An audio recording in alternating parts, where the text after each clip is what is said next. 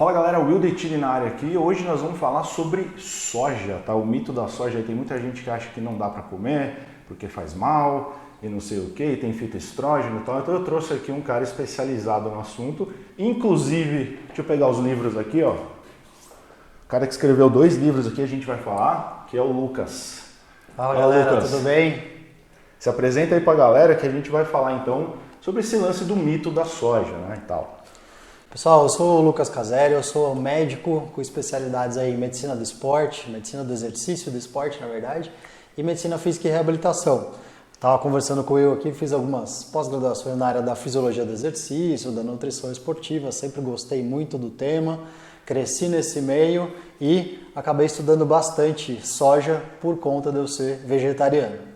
Então, você hoje é vegano ou Eu tenho uma dieta vegetariana estrita, eu não como nada vegetariano estrito, eu não come nada de fonte animal. Para quem não sabe, eu estou testando uma dieta vegana, né, também, então quer dizer, estrito vegetariano faz aí uns 2 meses, né? E eu me deparei com esse lance da soja, né? Porque eu falei, cara, soja, ela tem muita proteína, mas aí tinha aquele mito que eu também era vítima desse mito, que é, não, porque a soja tem fitoestrógeno, então vai subir o hormônio feminino, não é bom homens consumir soja e tal. E o Lucas, ele tem aqui um livro aqui, ó, que é esse livro aqui, ó, nessa câmera acho que vai pegar melhor aqui, né? Fala um pouco desse livro, Lucas. Esse livro, justamente por conta desses mitos, né, eu resolvi fazer um compilado de qual era a influência do consumo de soja, né? Claro, falando um pouco das propriedades nutricionais, da questão de transgenia, né? Dos herbicidas que são utilizados também, mas basicamente abordando assim, qual é a influência do consumo de soja em hormônios e câncer. Porque veja, né, esse mito que o Will estava falando de que soja potencialmente aumenta estrogênio, isso poderia ser um fator cancerígeno, tanto para câncer de mama, câncer de próstata, né? Cânceres que são estrogênio dependentes. Então, como tem esse mito, vamos dizer assim, de que a soja aumenta o estrogênio, então que potencialmente seria uma coisa cancerígena ou não benéfica. Então eu resolvi compilar um material, peguei só evidências aí de boa qualidade, né, revisões, né, artigos que compilaram vários estudos randomizados, controlados, que são a metodologia dos estudos bem aí delineados para justamente ver o que acontecia. Então, qual é a influência do consumo de soja em diversos tipos de hormônio? Então, seja na próstata, seja na tireoide, seja na mama, né, seja nos hormônios masculinos aí. Então, para tentar tirar esse mito, deixar um material compilado para falar sobre isso. Você vê que tem um respaldo científico muito bem elaborado, né? Então ele não está falando isso da boca para fora, ele estudou o assunto, né? Ele é médico, mas ele também estudou o assunto. Tem muito médico que fala coisas também que não entende, né? Então ele foi lá, fez todo o estudo, são várias revisões científicas mesmo. Então tudo que a gente vai falar aqui tem esse respaldo, que é importante a gente deixar isso claro, né? Bom, vamos falar primeiro por que a gente está discutindo a soja, né?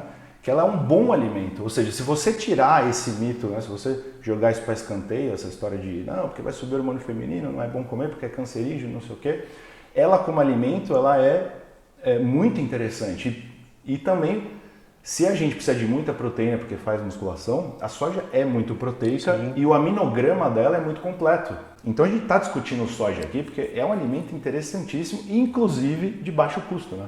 Sim, de baixo custo. Se você pegar, por exemplo, até a suplementação, né, de proteína isolada de soja, ela é muito mais barata do que o whey protein. Exato. E o aminograma dela não é tão diferente do whey protein. É bem semelhante e você tem um custo-benefício muito maior. Sim. Então é por isso que a gente está falando de soja aqui, né? Isso é importante destacar. E agora a gente pode começar a falar por que, Lucas, demonizaram a soja. Porque eu, antes de saber um pouco mais sobre esse assunto, eu tinha medo de consumir soja.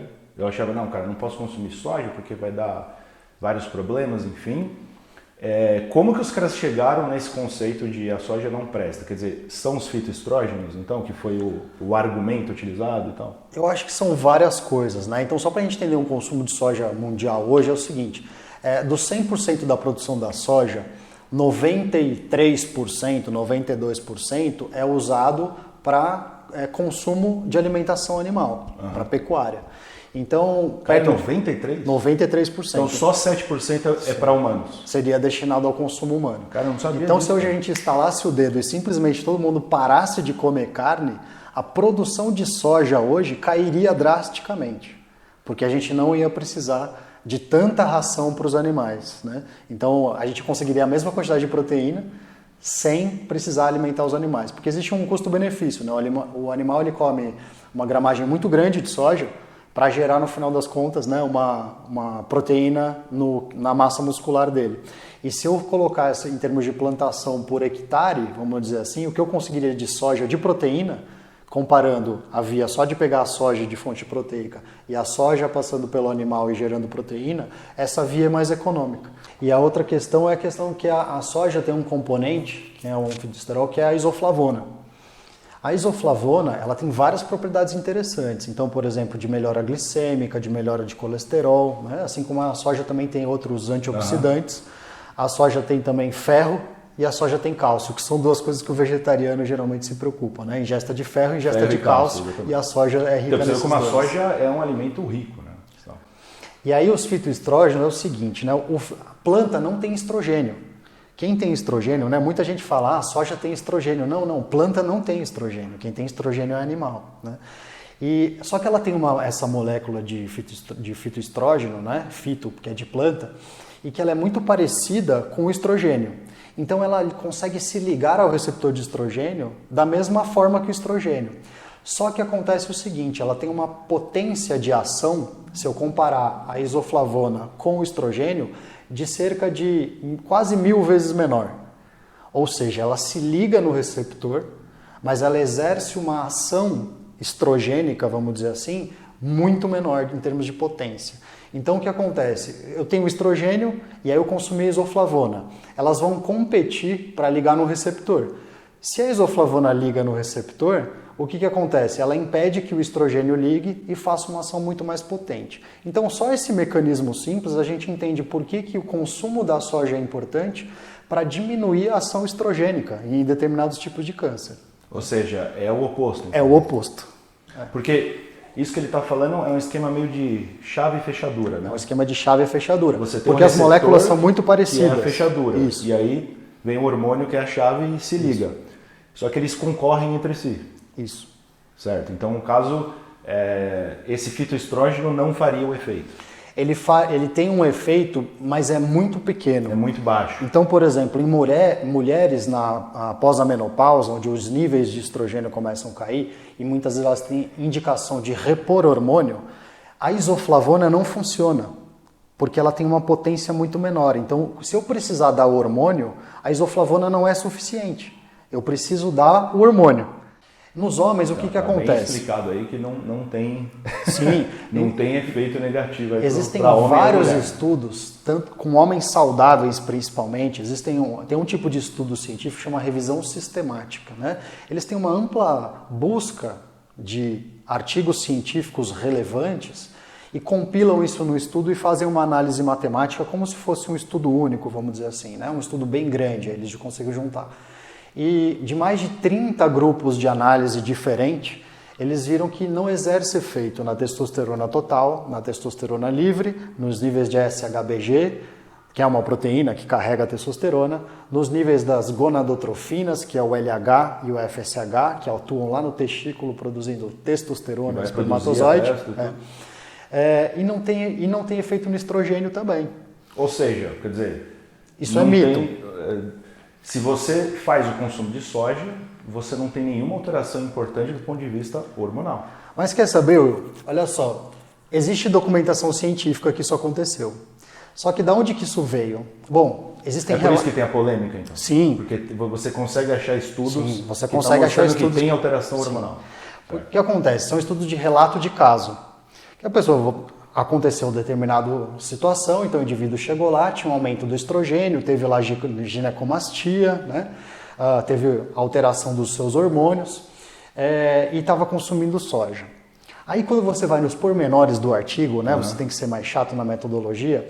Bom, no final das contas, embora várias falhas metodológicas a gente podia avaliar, mas é que esse indivíduo estava consumindo...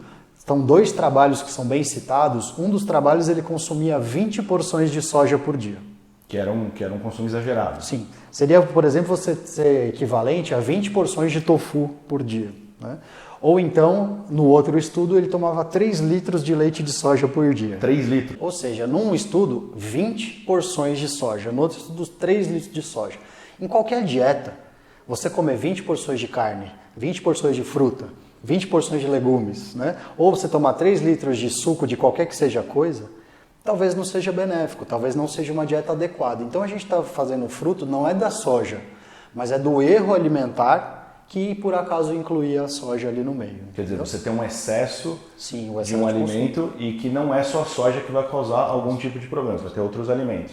Até isso já puxa, eu até tinha anotado aqui, um dos tópicos, se tem uma recomendação, um consumo diário saudável de soja que você pode comer sem se preocupar. Geralmente entre 1 e 3 porções de soja. Isso daria quanto em gramas, mais ou menos? Por exemplo, aí 300 gramas de tofu. Quer dizer, isso você teria uma tranquilidade de... Sim. Isso não quer dizer que se o indivíduo consumir mais, ele vai ter algum problema. Não quer dizer. Mas cientificamente você está falando que é 100% seguro você consumir essa quantidade. E por que dessa recomendação, né? Não é uma recomendação, mas assim, o porquê dessa visão? Porque os estudos de populações que consomem bastante soja, que geralmente são populações orientais, eles consomem uma média entre 3 e 5 porções por dia.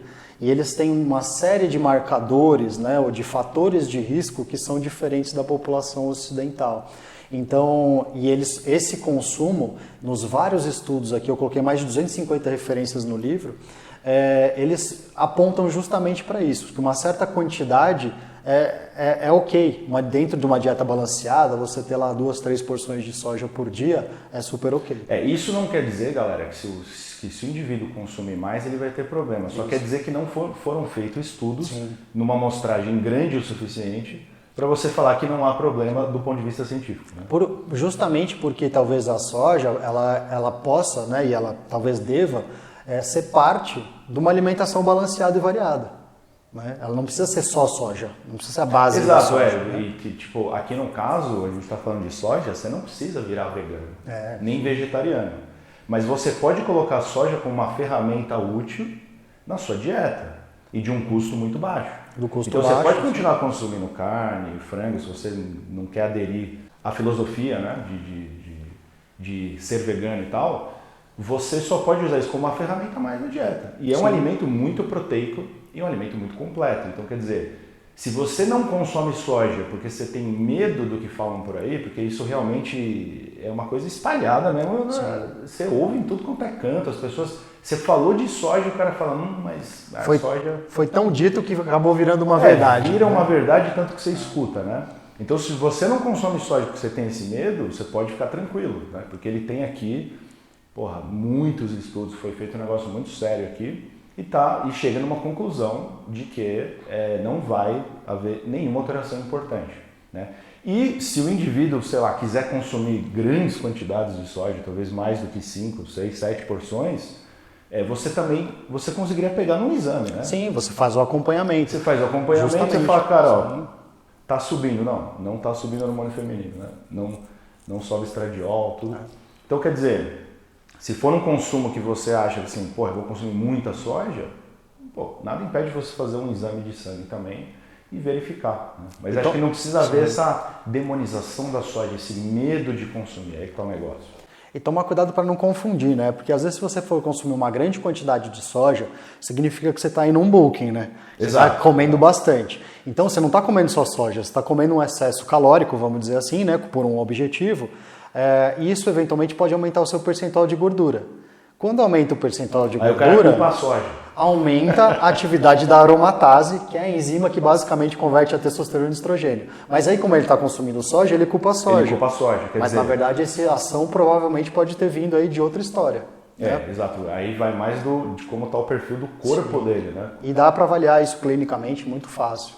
Então, você fazendo o exame, você conseguiria pegar. Mas ele falou uma coisa importante, né? Quer dizer, você está consumindo muito de um alimento, superávit calórico muito elevado, então você vai ganhar gordura.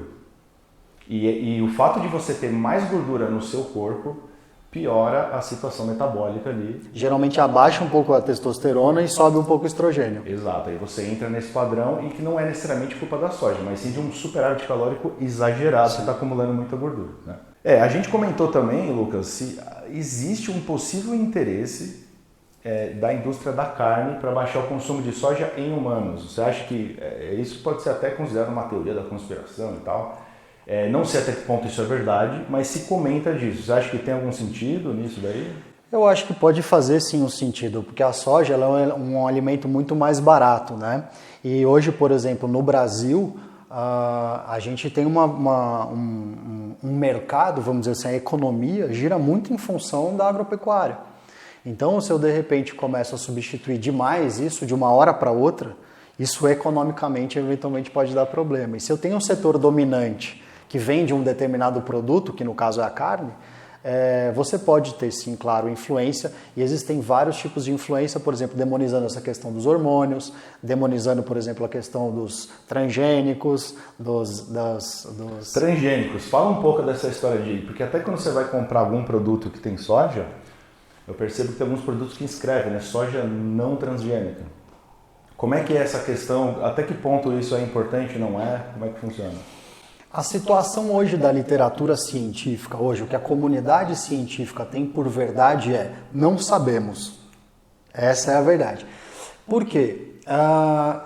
Tem um cidadão lá muito interessante, um pesquisador chamado Domingos, ele fez várias revisões da literatura e ele não conseguiu ver um efeito em termos de causalidade, ou seja, a causa foi atribuída ao transgênico para consumo de transgênicos e algum problema de saúde. Porque não tem tantos estudos assim, a gente ainda não tem uma clareza por não ter tantos estudos, né? Não significa que não possa causar problema, mas a gente ainda não sabe responder isso. Algumas coisas, por exemplo, que são curiosas, a gente fala muito de alergia de alimentos, né? Então, a questão de alergenicidade, né? O quanto que pode ser alergênico o grão da soja normal, selvagem, e o transgênico, eu tenho vários estudos dizendo que o transgênico é menos alergênico, por conta talvez da estabilidade das características. Menos do que o normal. Menos do que o normal. Então, assim, hoje a gente não sabe qual efeito isso vai dar. Então, você afirmar algo que é falso é muito ruim. É a mesma coisa que eu afirmar que você roubou alguma coisa.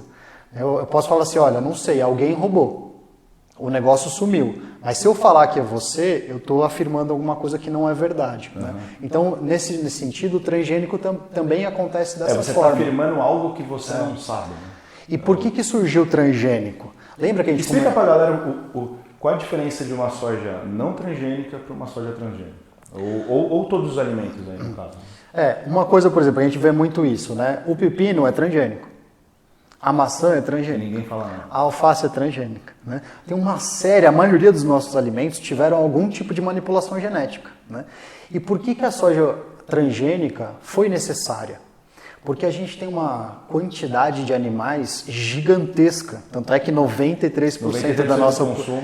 Se a gente não precisasse, lembra aquela história do estalar o dedo lá, né? Se a gente não precisasse alimentar tudo isso de animal, talvez as culturas mais orgânicas de soja fossem suficientes para suprir a nossa demanda.